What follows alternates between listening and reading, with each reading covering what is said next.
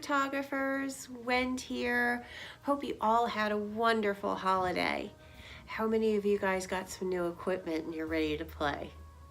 Most of you are ready to get off auto with that brand new equipment and start shooting manually.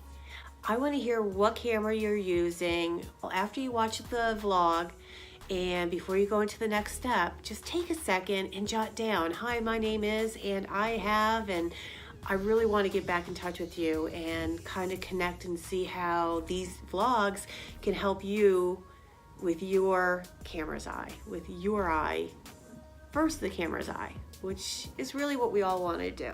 Before we actually get going and start anything, I need you guys to actually go get your cameras. Yeah, if you actually have your camera while we do these vlogs together, when I'm talking about things, you can actually pick up your camera and you can try to do it at the same time. So go get your cameras. Oh wait. Awesome, you ready?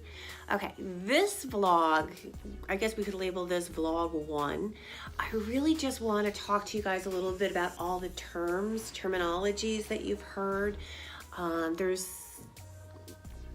your own language when you're a photographer. You are going to be talking in f-stops and apertures and all these words you probably aren't familiar with, or you need to get a little bit more familiar with them. So what we're going to do in this session is actually sit down and talk a little bit about the camera, what the manufacturers did to get the wonderful brain inside these computers to work so brilliantly. I mean, let's face it, smartphones, they're killing us in this industry. Try to be a professional photographer when you've got 150 phones and one camera. Anyway, I'm not going to go down that rabbit hole. I am hoping together we will really understand how the camera thinks. Because if we understand how the camera thinks, we're going to be able to outsmart our cameras, which we should all be doing anyway. Okay, so let's talk first of all about exposure. What is exposure? Exposure is quite simply the image that you get out of your camera. The camera is set up to believe certain philosophies. Like it's a computer. It was programmed. It's programmed, like the first big thing you need to know, the camera thinks white is actually 18% gray. The camera has no idea what white is. White is absence of all color. You really can't be absent of everything. So they have actually programmed these to think that 18% gray is actually white. What does that mean to us? You're never going to get true white. It's always going to be 18% gray unless you learn how to do white balance. Don't worry, your camera has a whole bunch of settings that I'm sure you're familiar with. You can have sun, light bulb, Tuscan, shade. You can even, some of them even have aqua and snow. So they're choosing what degrees of white you have. What I like to use if I'm going to be in one location for a long time is actually this nice little gadget. This is my gray board and my desk card all in one. It folds up really tiny and it can fit just about anywhere. I use this to make sure that we agree, the camera and my eye, that this is white. Trust me, it's a photographer's trick, and we'll get there in a couple videos or vlogs from now. But this is really what your camera thinks is white. That's why we have to get off auto. You have to go manual. Ugh! All right, with that being said, that would be your white balance controls. We will learn how to do that after we learn how to use all of these really neat buttons here. We need to understand what this is and how to use this before we can really go into all this. So you will have homework after this video. I am not an expert in every manufacturer of camera. So you, after I teach you what these terms are, you're gonna have to go to another vlog, hopefully, because if you're watching me, let's face it, you don't like to sit and read. You need to be told, and then you manually have to do it. So we're gonna go through the terms of what is an aperture, what is speed, what is ISO. I already explained a little bit what white balance is. We also need to understand focus area, and we need to know how to manipulate our camera settings in each of those fields. So let's start apertures, which are also known as f-stops. That is determining your depth of field. I know, all these words you've been hearing, right?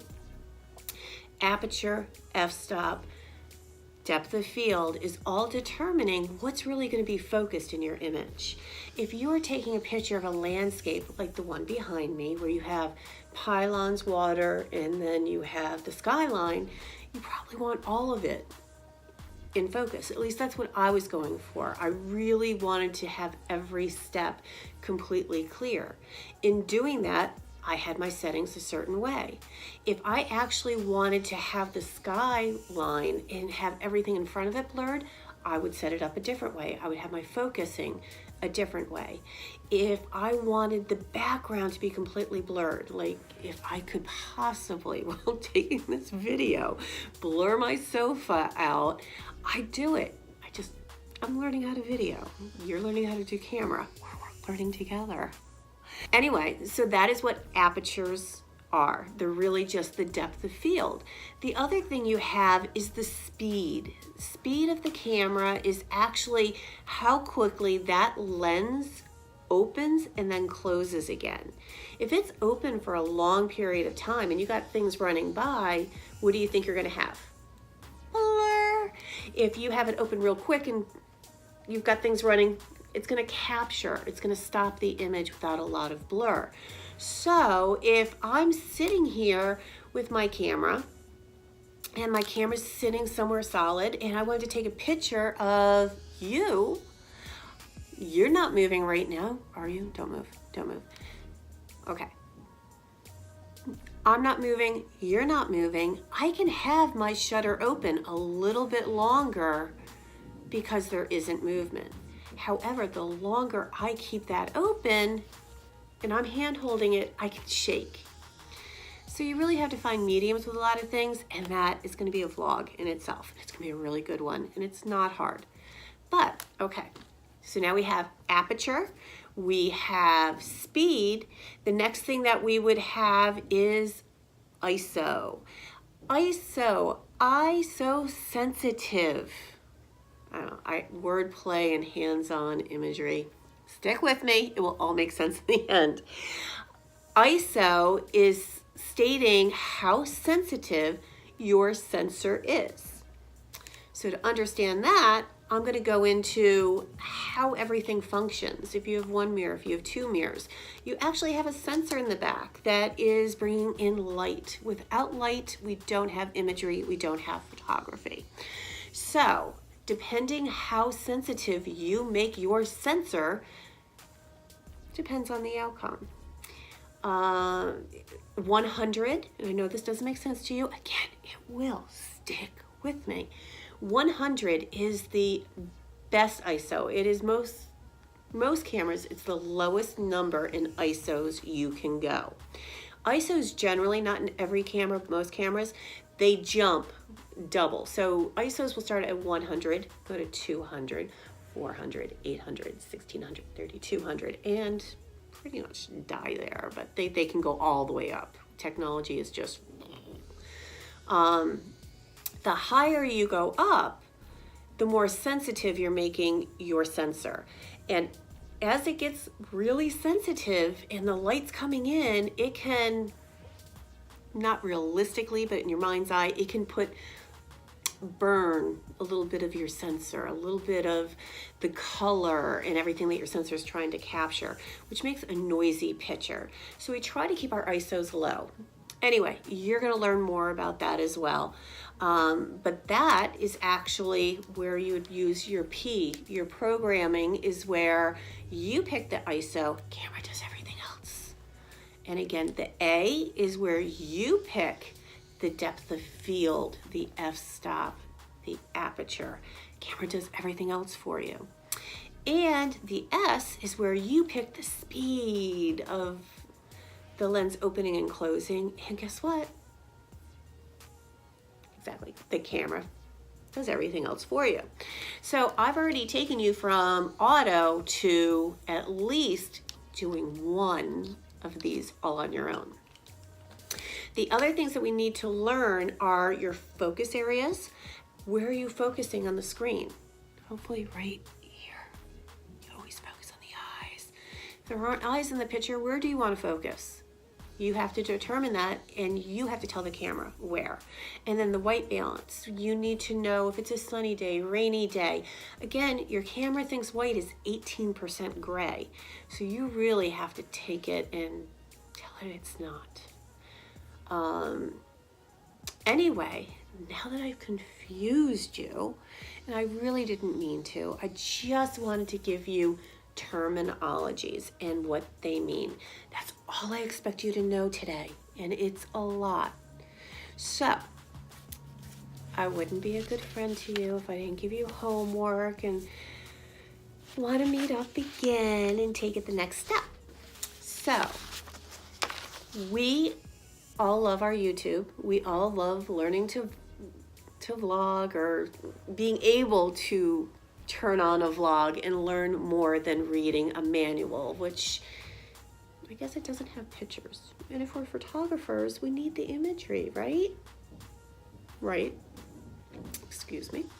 So I am going to ask each of you to go to another YouTube channel, find a tutorial or an opening box of your camera.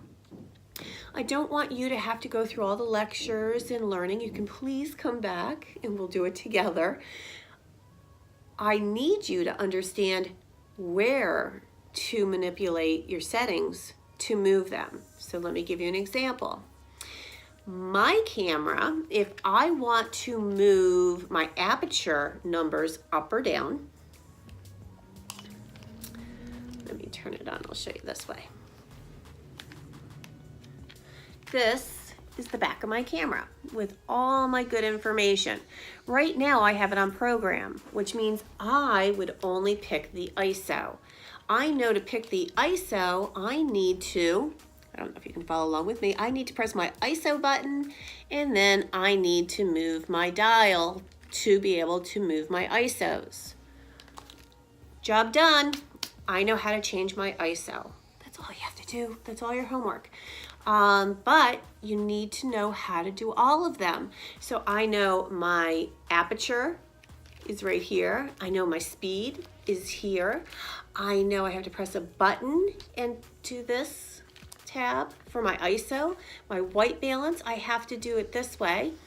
And my focus ring is really cool. I have a button right here that will have it a single focus, multi-focus, big area, and I know how to change that as well. So hopefully I'll meet you back here next week, and we will take it one baby step at a time. We will first learn the aperture, inside now, why, what, if, when, and we are going to actually do a shoot together on aperture. So for our next video, you're going to need your camera, your patience, your winning attitude, and 4 objects. I'm going to let you choose what 4, but you want them to be, I don't know, about half a foot. And we are going to start playing with our depth of field, our apertures. All right, get creative with what you pick. We'll have fun. And until then, got it.